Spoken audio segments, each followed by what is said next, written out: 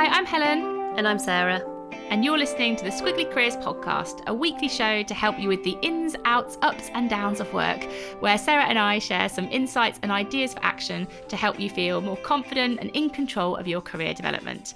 And every week we put all of the resources that we produce together into Podmail, so you can easily get our pod sheets, which are downloadable summaries of the episode, and our pod notes, which are good if you've only got 1 minute to swipe through some stuff, and also the recordings of our Pod Plus sessions, which are 30-minute sessions that we do every week, where we have a community of like-minded learners who discuss what we've been talking about on the podcast, and you can get those all in one place every week on a Tuesday morning in Podmail. So if you'd like that in your inbox, you can just sign up. The details are in the show notes. You can click there and you just put your email in and you'll get it every week. Or if you can't find that, because it's always a bit funny to find this stuff sometimes, just email us. We're Helen and Sarah at squigglycareers.com and we can get it sorted out for you. So today we're going to be talking about achievement overload, and we sort of have a subtitle for today's podcast, which I'm not sure if that's what you meant to do or not, really, probably not. But understanding how a need to achieve can get in the way of your growth. So we're just going to explore a bit this idea of achievement when it can tip over into overachievement and how that can be unhelpful. And I think we will have all had those moments where we perhaps get a bit too driven or a bit too focused on something that's really important to us. And so we're going to explore this sort of tension between achievement that can be really helpful in your career and overachievement that I think can be unhelpful. And before we get started, we just wanted to give a squiggly shout out to Emma Gannon, who has a new book called The Success Myth, which you can pre-order now from bookshop.org. It comes out in May 2023, so not too long to wait for it. And if you've ever read or listened to Emma before, you know that it will be a really insightful and thoughtful and practical read. We're lucky enough to know Emma a little bit, and she shared with us the cover and what she's going to be talking about, and it sounds brilliant. I'm hoping to get a sneaky pre-copy to have a read through. And we think some of the topics and themes we're going to talk about today will also feel really relevant if you want to dive a bit deeper with Emma in her book. So perhaps check that out if that's something you want to spend some time with. So we thought it would be useful to talk about the difference between achievement and overachievement, because what we're not saying is that if you want to achieve things at work and in your career, that's bad. We're not saying that. It's when it really tips into overachievement that it can become a bit of an issue for you in your development. So the definitions we're going with are that achievement is about being motivated by high performance and getting to a desired outcome. But overachievement is when you're consumed by the relentless pursuit of more. So that achievement is never, ever enough. And you can't appreciate the achievements that you're kind of making along the way. It's always, what's the next achievement? How can I make this bigger?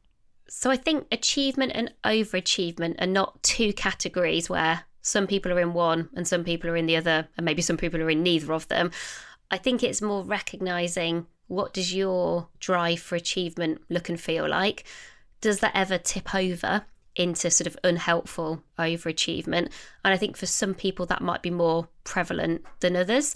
We probably selfishly both find this particularly interesting to spend some time with, because we both have achievement as a value.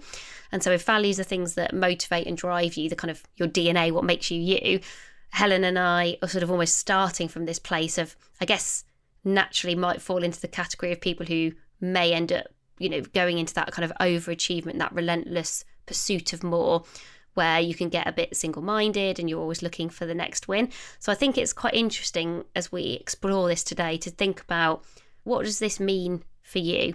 Do you recognise any of these tendencies? Did they ever get in your way? And what might you do differently?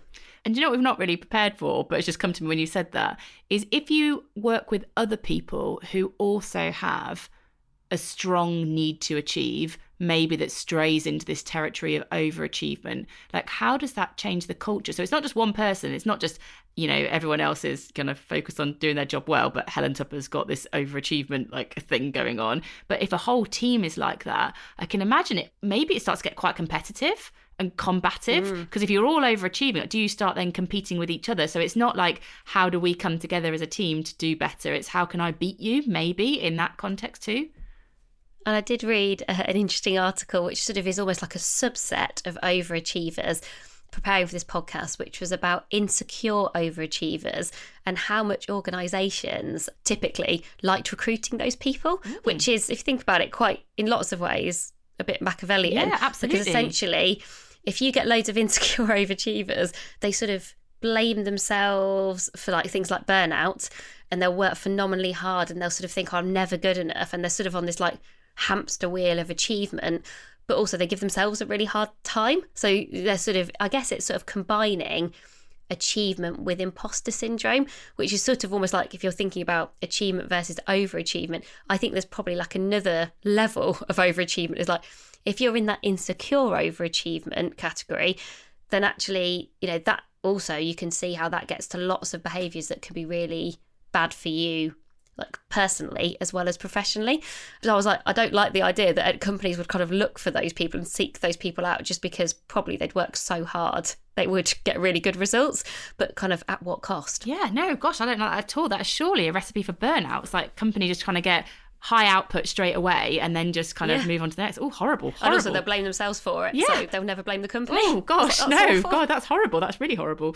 So we thought we would put a few questions out for you to kind of listen and reflect on, in terms of whether you might identify as an overachiever. I mean, you might know right now, you might be like, this is me, and that is why I'm listening to this episode. Or you might help you just kind of critically reflect on this a little bit. So from the reading that Sarah and I have done, we've kind of got 8 overachievement indicators, and I'm going to talk them through as sort of questions for you to think yes or no.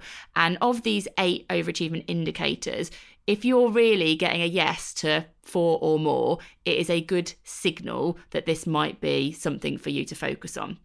So number 1, do you have a goal that you're going after? Number 2, do you worry what failing will say about you? Number 3, do you feel defined by your successes? Number 4, do you want to be the best? 5, do you prioritise excellence over experimentation? 6, are you highly self-critical? 7, do you prefer to focus on the future rather than think about the present? And 8, do you regularly let work creep into your non-work life? And we'll put all those questions in the pod sheet if it's helpful for you. But Sarah, what kind of number did you get to? I think I get to a 4-ish. So sort of half yeses, half nos. I can certainly think of times where that number would have been a lot higher. I probably think right now in my career, that's the lowest number I would have had. I might even be a 3, which for me, I take as a achievement in itself, that it's not a 6, 7 or 8, because I think I've definitely had moments where it would have been a lot higher. But yeah, I think a 3 or a 4 at the moment. What about you? I'm a solid 4. So goal I'm going after, yes. Do I worry what failing says about me? Yes. Do I feel define my successes? Yes.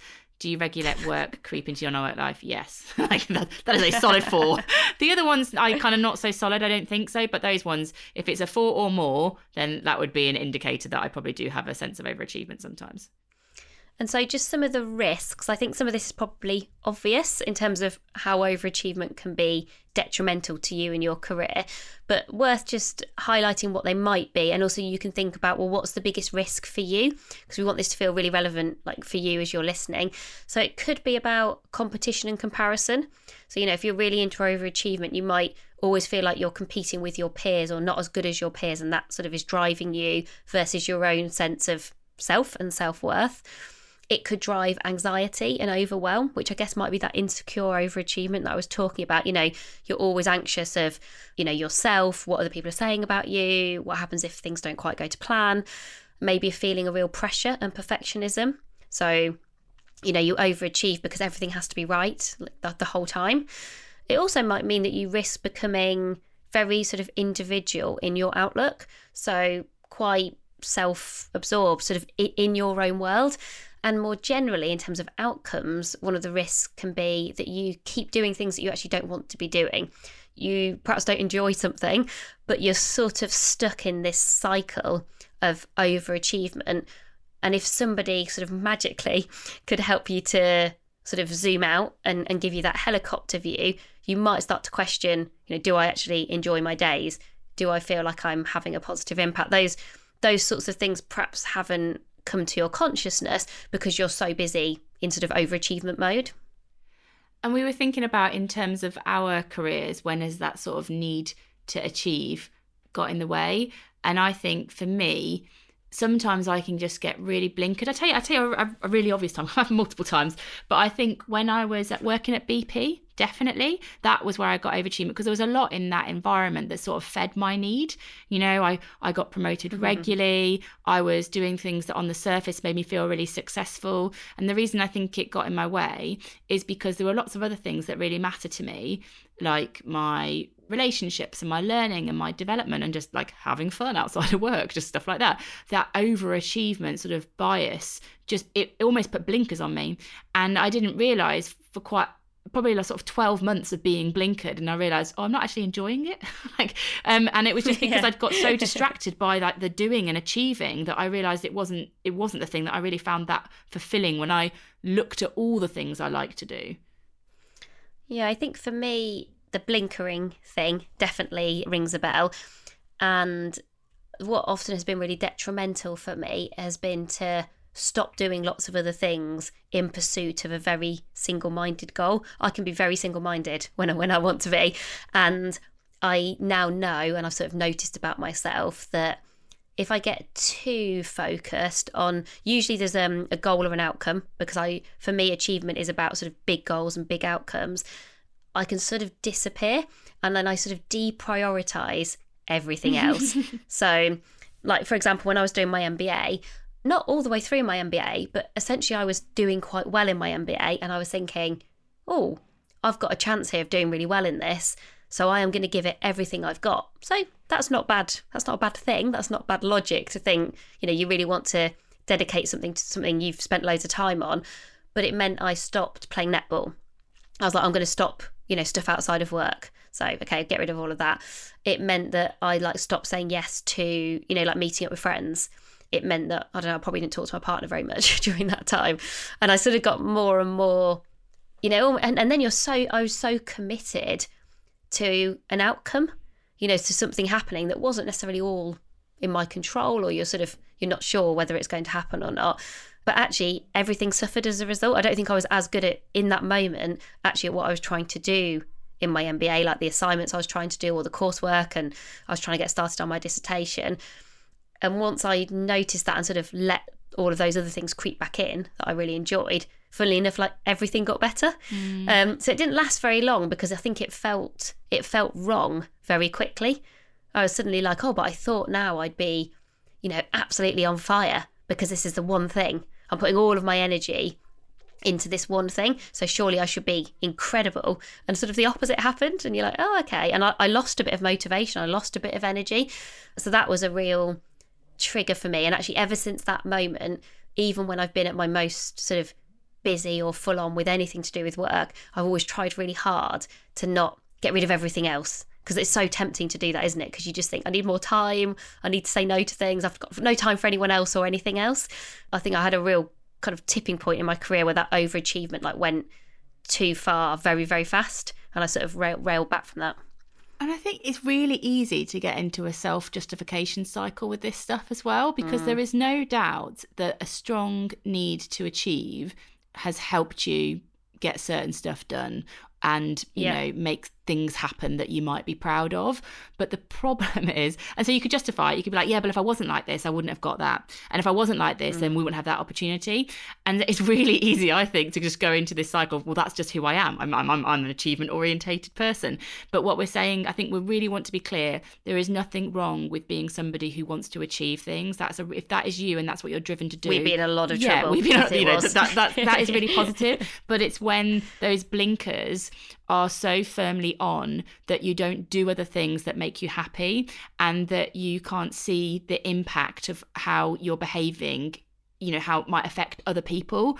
And that's what we're talking about. It's when it's gone a bit too far, and it's going to get in the way of lots of things that you might really value or want to do, but you're not seeing it in that moment because you become so fixated on this outcome that you're orientated towards.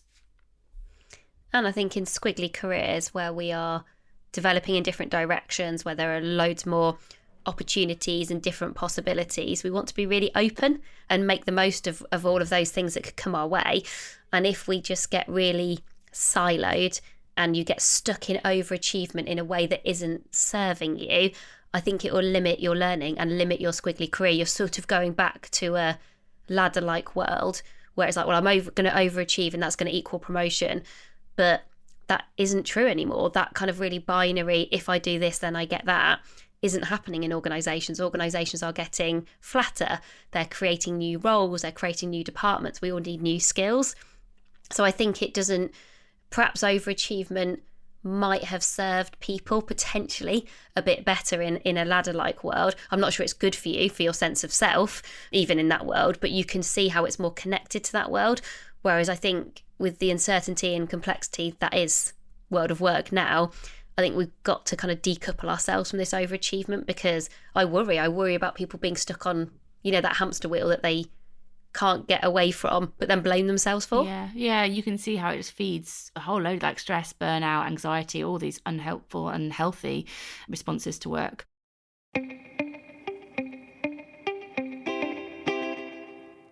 So what we've got now is 3 different ideas for action to help you to, reflect and respond to this if you recognise this kind of overachievement in yourself. And so the first one is about prioritising performance. And this comes from really understanding that there is a difference between overachievement orientation, all the things we've just been talking about, and a high performance focus. So if you think like overachievement is always this sort of relentless, even bigger if, I could make this even bigger if. Whereas a high performer would respond to that situation and think more, I could make this even better if. And it's sort of the difference between bigger and better. And high performance will help you to reach the goal. So you're still going after the goal, but it's more about how you go after it and how well you perform and what you could do differently to get there so you could do it even better. And it's a more healthy focus on that outcome rather than slightly obsessive achievement orientated one. Also, when Helen and I were discussing this beforehand, you mentioned to me that sometimes when you're in overachievement mode, you're just too focused on the finish line. I recognise that in myself because I love a goal. I love planning. In lots of ways, I'd have been really good in ladder-like careers, let's be honest. It would have really suited me, all predictable, and I could just be really in control. So I recognise how difficult this can be sometimes to let go of if this is your natural mindset. I love a goal. I sort of probably don't question, probably previously in my career too much sometimes, whether that goal is even the right goal, but you'll sort of really go for it then. But the problem with that now is that with so much change all around us, the likelihood is that finish line might change. It might disappear. If that finish line, if you were just thinking, well, really what I care about is a promotion or a job title, and that is your short-term finish line, well, what happens if that job changes? What happens if somebody else gets that promotion? You're then very attached to a finish line, and almost you're less interested in the being work in progress, in why do you want to get to that finish line in the first place? Is that even the right finish line? All of those kind of really important questions that we need to ask ourselves. So again, if you're like me, I love a finish line. I'm really attracted to a finish line because I'm also very future focused. So back to Helen's questions, I would definitely be a yes to future focus. I'm oh, brilliant. You've given me a future finish line. Great. Off I go. I'm ready. Let me go. So I sort of I've really recognised for me that I sort of sometimes have to sort of let go of finish lines. So I don't know if that helps people, but if you are like me, that can be quite a hard thing to let go of. So the action here, in order to let go of the finishing line, is to think about a goal you want to go after, because again, there's nothing wrong with being goal orientated, but to bring in that sort of performance focus, think about how you will grow by getting there. So for example, a goal that Sarah and I might be going after, TBC everyone, but let's just say book 3. So we've written 2 books, a goal that we could go after might be the 3rd installment instalment of some career development book that we hope might be brilliant. But what we want to do, rather than just go, well, it's going to be brilliant, how many books are we going to sell and how many awards is it going to win and all those sorts of things, rather than focusing on that, we might think about, well, what are our growth goals to go after? And that might be, well, how could we make the book even more useful? How could we make sure the book is helping a different group of people than it might have helped before? How could we use this goal to grow how we work better together, how we write better together? All of those things would make this more of a high performance goal rather than just like a target that we're trying to achieve. And I'm sure lots of you will also listen to the High Performance podcast. But one of the things that I always reflect on when I sort of dip in and out of listening to that is, obviously they have lots of sports people on the podcast. And time again, you hear incredible athletes who've won, World Cups, gold medals. And they often do reflect on the finish line is never quite as satisfying as you imagine it might be. So, they've won this incredible thing and they're sort of going, it's not about that. It was sort of about the process. It was about the team that I was part of. And actually sometimes this real sense of emptiness of sort of like, oh, well, what now? When you do get to that finish line, which I think that the more you listen to people who've had these incredible finish lines that, you can't even contemplate because they're sort of so out of your world. But the more you hear people sort of talk about those, that you hear it's a really consistent thread that's not the bit. That's not the achievement bit. It was all the hard work. It was all the training. It was the group of people who you were surrounded with. If you really want to dive into performance and you haven't discovered that podcast, definitely have a look through that. And they have quite a wide range of guests. So you don't have to go into sports. There's lots of other people on there too. So the second action is about not putting all your achievement eggs in one basket. So when your need to achieve only focuses on one area of your life, we think that's often where you do become blinkered and less balanced, as Helen and I have both described, like we have both experienced that. So it's sort of recognising that if you're someone who does really like to achieve, it's really important to you, it's really important to Helen and I, that's not going to change, and we both run the risk of overachievement. Just recognise if you think, okay, I am setting a lot of stall about whether I'm going to get this promotion or whether I'm going to get this role or get the opportunity to do this project. And so just think about how you can basically balance your baskets, if it doesn't take the analogy too far, but it helped both of us to think about it. So for example, how are you helping other people to achieve? How can you achieve in terms of things to do with your health? How can you have achievements that might be more about your hobbies? So we'd sort of thought health and hobbies is quite a good kind of additional categories to have, as well as thinking about like, what am I doing in my squiggly career? How am I getting achievement from that? What are all those sort of complementary other baskets that you can have around you? And also I think, as I was reflecting on this, if you're not getting achievement from one of those baskets, it also means that you can kind of look elsewhere, because sometimes there might be moments at work that you don't quite get the achievement that you're seeking. So you feel like you're underachieving. So the opposite of what we're talking about today. And some of these other areas can provide you with a really good source of achievement. And again, that has definitely proved true for me in the past. So when I was on maternity leave and I sort of wasn't working, I really missed the achievement that I got from work. And it's sort of no surprise that that's the only time in my life where I started running and managed to run 10Ks. Not very fast, but I did go from not running at all. And actually, I loved getting the medals. See, this is the problem. I do like the finish line. I was like, even though I was like really slow, wasn't even that good. But just this thing of going from like nothing to 10K, and then, you get that sense of satisfaction. I was like, I essentially needed a different basket to get some achievement from.